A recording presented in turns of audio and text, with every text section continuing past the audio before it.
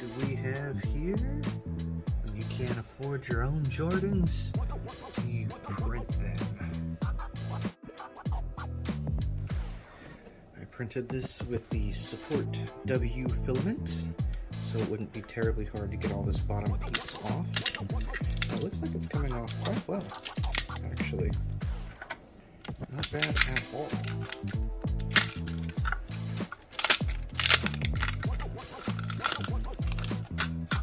Look at that. A little bit of cleanup to do, but for those kind of overhangs, the Support W did amazing. I will say, in comparison to the real product, pretty darn close color accuracy. And because everyone always asks, here is the poop. Almost a full poop bucket.